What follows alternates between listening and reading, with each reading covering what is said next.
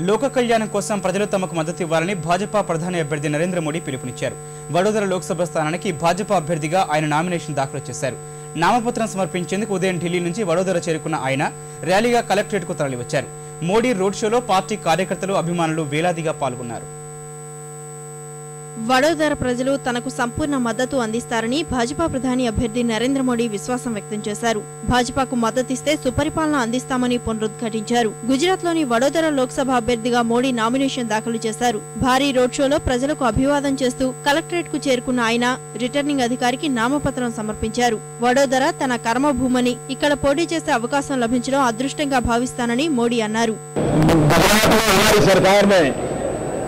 जो भी प्रोबेशन पे नए आईएएस अफसर आते हैं, आईपीएस अफसर आते हैं, फॉरेस्ट सर्विस के अफसर आते हैं, मैं हमेशा उनको माइनर हिंट्स ये किताब पढ़ने के लिए आग्रह करता हूं.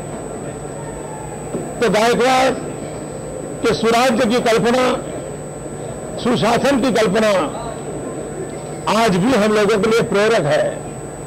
और उसी सयाजीराव की इस नगरी में आज मेरी पार्टी ने मुझे इस काम के लिए पसंद किया है.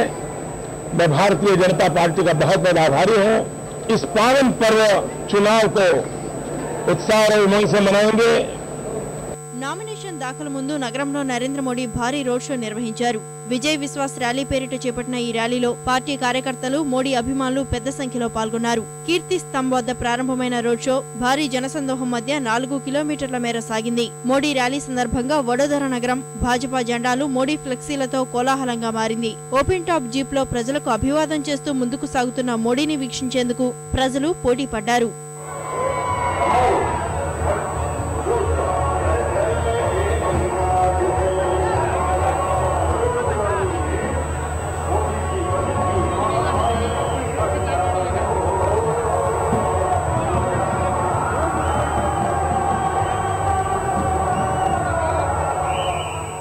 టీ అమ్ముకునేవాడినని గర్వంగా చెప్పుకునే మోడీ నామినేషన్ సమర్పణలోనూ ఈ అంశానికి ప్రాధాన్యతనిచ్చారు. అభ్యర్థి నామినేషన్ ను బలపరుస్తూ చేసే 5 సంతకాల్లో కిరణ్ మొహిదా అనే టీ అమ్ముకునే వ్యక్తితో సంతకం చేయించారు.